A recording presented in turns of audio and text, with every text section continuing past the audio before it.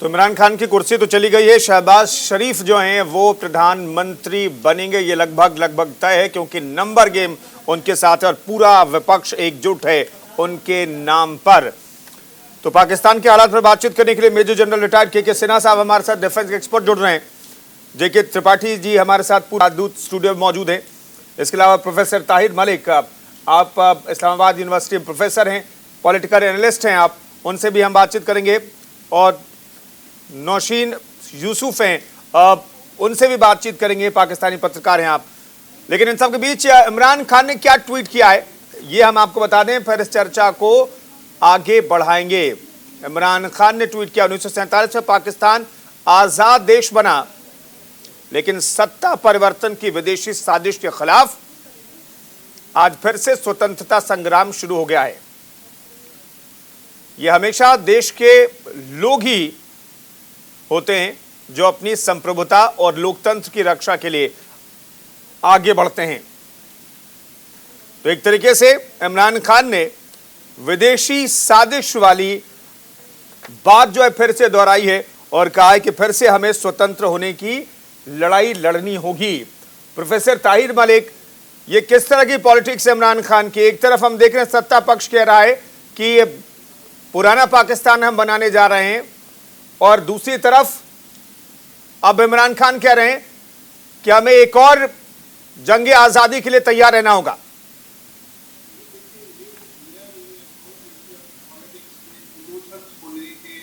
Religion को लेके, nationalism को लेके हर नेता ने इसको यूज किया। आपके यहाँ भी राइजिंग इंडिया, शाइनिंग इंडिया, हमारे यहाँ भी नया पाकिस्तान, पुराना पाकिस्तान, और सियासी जमातों को इसका हक भी हासिल है। मेन जो हमारे लिए कंसर्न है और जो इसके लिए आज हम बड़े कॉन्फिडेंट हैं वो ये है कि कॉन्स्टिट्यूशनल पाथ पे कंट्री रहे, पॉलिटिकल पार्टीज आए, डेमोक्रेटिक इंस्टीट्यूशंस को स्ट्रांग करें, मीडिया को स्ट्रांग करें, जुडिशरी को स्ट्रेंथन करें, वाइब्रेंट मीडिया हो। लेकिन ये जो पॉपुलिस्ट एक वेव की नैरेटिव है, ये डेमोक्रेसी के लिए चैलेंज है पूरी दुनिया में। अब जो ये लेके एक बयानिया नैरेटिव तब्दील दिया जा रहा है कि ये कोई बहुत बड़ी पाकिस्तान की आज़ादी की जंग है और हम शायद किसी गैर मुल्की तसल्लुत में आ गए, ऐसी बात नहीं। जब इदारे मजबूत होंगे, और हमारे प्राइम मिनिस्टर ने भी इंडिया की मिसाल दी, इंडिया एक डेमोक्रेसी है, वहाँ पे इदारे मजबूत हैं, बरतानिया एक डेमोक्रेसी है, अमेरिका एक डेमोक्रेसी है। तो इस हद तक मैं एग्री करता हूँ कि जिस इमरान खान साहब से कि जिस मुल्क में इंस्टीट्यूशन स्ट्रांग हो, वाइब्रेंट हो, इंस्टीट्यूशनल रिस्पॉन्स हो, उस मुल्क के खिलाफ कोई गैर मुल्की साजिश नहीं हो सकती। लेकिन चूंकि इलेक्शन चुनाव का जो मामला है वो बहुत करीब है, तो एक वो टेम्पो सेट कर रहे हैं। हमने देखा कि जब प्राइम मिनिस्टर नवाज शरीफ को निकाला गया तो उन्होंने भी एक नैरेटिव तरतीब दिया। तो अब इमरान खान एक जो नैरेटिव तरतीब दे रहे हैं उसके अंदर वो फॉरेन कॉन्स्पिरेसी को, नेशनलिज्म को, इस्लाम को, रिलीजन को ला रहे हैं, लेकिन वोटर्स को इकोनॉमिक कंडीशन से, अनएम्प्लॉयमेंट से, इकोनॉमिक परफॉर्मेंस से गवर्नमेंट की ज्यादा गर्ज होती है। All politics is local. जो वोटर बिहेवियर है, जो उसे जाता है बैलेट पेपर की जानिब ले जाके, वो देखता है कि मेरी जिंदगी की मुश्किलात को, आम आदमी की जिंदगी की मुश्किलात को किस गवर्नमेंट ने किस हद तक बेहतर मैनेज किया है। डील नौशीन, बताइए, दरअसल पाकिस्तान में नई सरकार तो बनने जा रही है और कहा जा रहा है कि वेलकम बैक पुराना पाकिस्तान। पुराने पाकिस्तान में ऐसा क्या है कि विपक्ष पूरा इकट्ठा होकर के पुराना पाकिस्तान बनाना चाहता है? बिल्कुल, जो पाकिस्तान में पुराने पाकिस्तान की बात की जा रही है, तो माजी में जब हुकूमतें रही, टफ टाइम्स पाकिस्तान में हमेशा रहे, लेकिन थोड़ी सी इकोनॉमिक प्रॉस्पेरिटी के हवाले से ये बातें थी कि कुछ अदवार में पेट्रोल की प्राइसेस गो कि वो इंटरनेशनल था, लेकिन एक सस्ती चीज़ें थी, महंगाई नहीं थी, इन्फ्लेशन को बहुत कंट्रोल किया जाता था। इसी तरह काफ़ी सारे मामला थे जिनमें जो इकट्ठे मिलकर मामलात के ऊपर जो पॉलिटिकल पार्टीज होती थी कंसेंसस बनाती थी और उसके बाद कोई एक्शन होता था। जैसे कि पाकिस्तान में काफ़ी सारे मिलिट्री ऑपरेशंस हुए थे जिनमें टेररिज्म के अगेंस्ट, जिनमें सब में ही एक कंसेंसस था और उस पर बातचीत की जाती थी। इसी तरह पॉलिटिकल विक्टिमाइजेशन जो थी कि दूसरी सियासी जमातों को आपस में दूसरी पुरानी हुकूमतों को टारगेट करने का जो अमल था वो थोड़ा कम हो गया था। 2006 में जब मीसाक जमहूरियत हुआ था, चार्टर ऑफ डेमोक्रेसी हुआ था नवाज शरीफ और बेनजीर भुट्टो के दरमियान, तो उसके बाद वो कम हो गया था। तो ये सारी चीजें थी जो एक टॉलरेंस आ गया था पॉलिटिकल पार्टीज के दरमियान, जिसकी वजह से सारे मिलके कंसेंसस बिल्डिंग करते थे। जो गुज़िश्ता 4 साल गुजरे उसमें ये सब कुछ नजर नहीं आया, बल्कि सारे फैसले जो हुए हैं वो टोटल सिंगल हैंडेडली किए, गवर्नमेंट ने खुद कर दिए। ऑर्डिनेंसेस के जरिए ज्यादातर जो मुल्क में कवानीन थे वो नाफिज किए गए। काफी सारे ऐसे कवानीन नाफिज कर दिए गए ऑर्डिनेंसेस के जरिए जिन पे बाकी पॉलिटिकल पार्टीज को बहुत रिजर्वेशन थी। इसी तरह पाकिस्तान का जो इलेक्शन कमीशन है वो अभी तक वो 5 मेंबर होना चाहिए, लेकिन वो अभी तक उसमें सिर्फ 3 मेंबर्स हैं, क्योंकि पॉलिटिकल पार्टीज जो ऑपोजिशन लीडर थे उनके साथ मुशावरत मस्ट थी प्राइम मिनिस्टर की। जी जेके त्रिपाठी साहब, एक चीज मैंने थोड़ी देर पहले मुझे जानकारी मिली और मैंने ब्रेकिंग न्यूज भी अपने दर्शकों को सुनाई, वो ये कि शहबाज शरीफ जो पाकिस्तान के नए प्रधानमंत्री बनने वाले हैं, उन्होंने कहा कि भारत से वो शांति चाहते हैं, लेकिन कश्मीर समझौता हल होने तक बातचीत, एक तरीके से संदेश ये था कि बातचीत नहीं होगी, शांति नहीं, दोनों देशों के बीच रिश्ते मजबूत नहीं हो सकते हैं। तो ये तो पुराना राग है। हालांकि नवाज शरीफ साहब जो थे उनका सॉफ्ट कॉर्नर रहता था भारत के प्रति, ये कहा जाता है।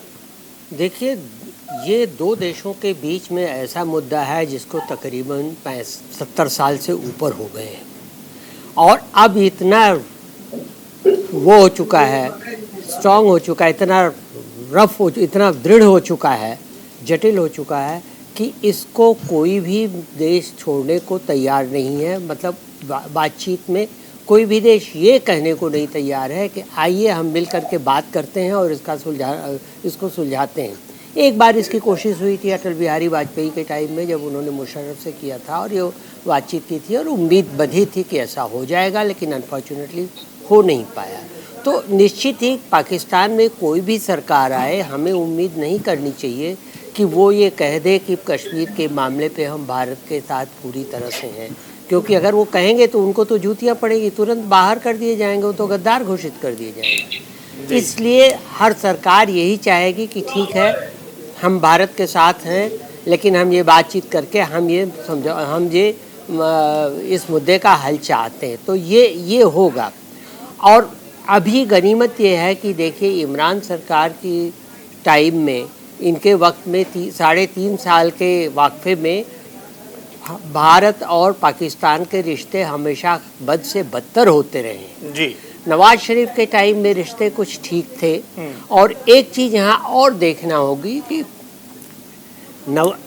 PMNL में नवाज शरीफ और शहबाज शरीफ में क्या फ़र्क है। देखिए, नवाज शरीफ एक थोड़ा ज़्यादा अक्खड़ टाइप के आदमी है, जबकि शहबाज शरीफ ज़्यादा पॉलिश्ड माने जाते हैं। हमारे पाकिस्तानी दोस्त जो है वो इसको मानते होंगे, तो वो थोड़ा पॉलिश माने जाते हैं और ये माना जाता है कि हो सकता है ये अभी इसकी कोशिश करें, लेकिन मुझे नहीं लगता कि आगे आने वाला जो है आइंदा के 1.25 साल 1.5 साल या जो भी वक्त बचा है वो इनको इसका मौका देगा कि घरेलू परेशानियों को दूर करने के साथ साथ इधर भी सोचें, क्योंकि अभी जो उन्हें विरासत में चीज़ें मिली हैं वही इतना बड़ा बोझ है, जैसे कि कह रही थी हमारे दोस्त, वही इतना बड़ा। उस पर बातचीत करेंगे। त्रिपाठी साहब, मैं एक छोटा सा रिएक्शन करके सिन्हा साहब से भी ले लूं।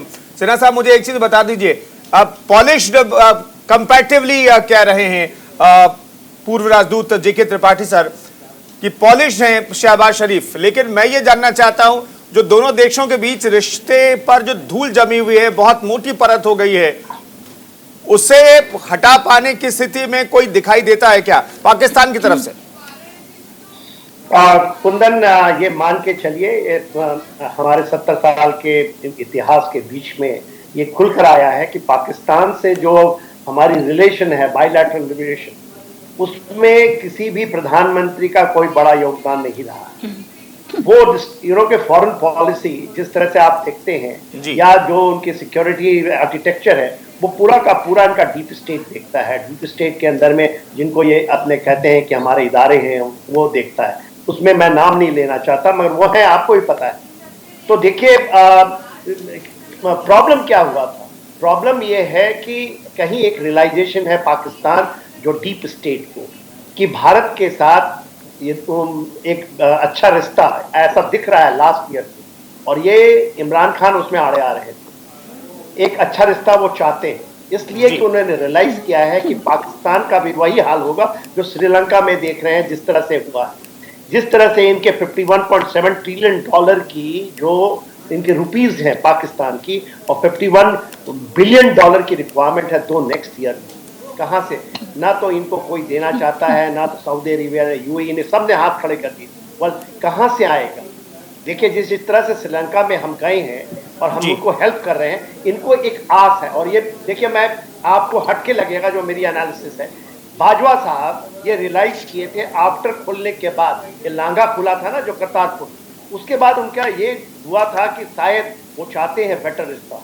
मगर इमरान खान ने जिस तरह से कश्मीर का अलापा और कहा कि 370 हट जाएगा, हम मिट जाएंगे, हम तो आपके ऊपर बम मार देंगे। मगर मेरे ख्याल से एक रियलाइजेशन है पाकिस्तान के एस्टैब्लिशमेंट।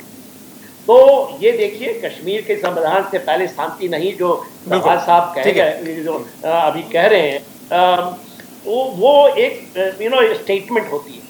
मगर इस 1.5 साल में मैं नहीं कुछ देखता, मगर आने वाले आप रखिए मेरी बातों का ध्यान। जियो स्ट्रैटेजिक जो सिचुएशंस हैं जो इंडो पैसिफिक में, साउथ एशिया में या साउथ एशिया में, खास करके हमारे दो मुल्कों के बीच में, इनको किसी न किसी तरह से इनको हमारे साथ आना ही पड़ेगा। और हमसे देखिए, कश्मीर का मुद्दा तो हमारे ही, बिल्कुल, ये दोनों मुल्कों की भलाई की बात है, दोनों मुल्कों की बेहतरी के लिए जरूरी है। और खासतौर पर जिस सिचुएशन में पाकिस्तान इस वक्त है, इस सिचुएशन में भारत के साथ उसे मिल जाता है तो पाकिस्तान की बेहतरी के लिए बहुत जरूरी है। एक बड़ी खबर अपने दर्शकों को बता देते हैं, फिर इस चर्चा को आगे बढ़ाएंगे। पाकिस्तान में प्रधानमंत्री पद के लिए संयुक्त विपक्ष के उम्मीदवार शहबाज शरीफ और इमरान की पार्टी पीटीआई के उम्मीदवार शाह महमूद कुरैशी का नामांकन पत्र स्वीकार कर लिया गया। इस वक्त की बड़ी खबर आपको बता रहे हैं, पाकिस्तान के पूर्व विदेश मंत्री शाह महमूद कुरैशी ने प्रधानमंत्री के चुनाव के लिए पीटीआई की ओर से नामांकन पत्र जमा किया है। अविश्वास प्रस्ताव के जरिए इमरान खान के बाहर होने के बाद उनकी पार्टी ने शाह महमूद कुरैशी को अपना पीएम उम्मीदवार बनाया है। शाह महमूद कुरैशी जो है वो भी प्रधानमंत्री पद के उम्मीदवार हैं।